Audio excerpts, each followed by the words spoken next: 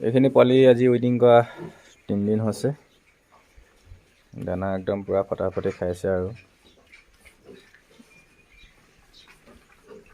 Booking কৰা সকলে video' এটা দিবলৈ কৈ আছিলে, সময় পোৱা নাই আচলতে গাহৰি জগি থকাৰ কাৰণে।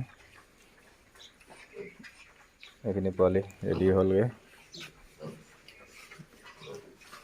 পোৱালি অলপ বেছি আছিলে যে, আচলতে 12টা পোৱালি আছিলে যে, অকণমান গোটটো আগতকৈ অলপ কমটি হৈছে বাৰু, আহি যাব এতিয়া। আজি 3 দিন হৈছে উইনিং কৰা, আৰু 3 দিনত পূৰা ক্লিয়াৰ হৈ যাব পোৱালি।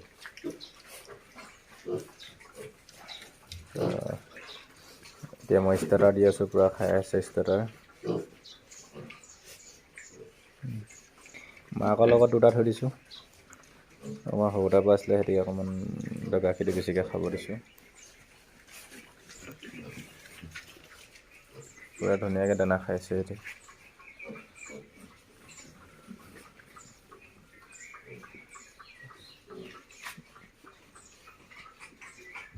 আৰু 3 দিনৰ পিছৰ পৰা পোৱালি নিব পাৰিব। ধুনীয়া পোৱালি এক্টিভ হৈ গৈছে। তো পেলু বেজীটো এতিয়ালৈকে বৰ্তমান মৰা হোৱা নাই, কাইলৈ মানে মাৰিব লাগিব। অকলেতো মাৰিব নোৱাৰি, বহুত হাল্লা কৰি দিয়ে নহয় সিহঁতি।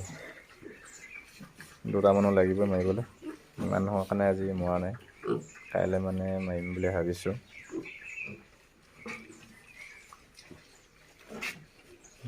পূৰা ধুনীয়াকৈ দানা খাইছে বাৰু। এটা হগাটো এক্টিভ হৈ গ'ল, পোৱালিবিলাক ইমান এতিয়া হাগৰণি নাই।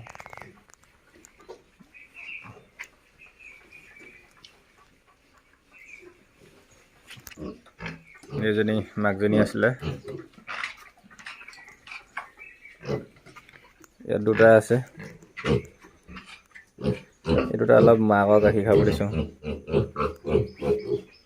মতা এটা মাইকী এটা আছে।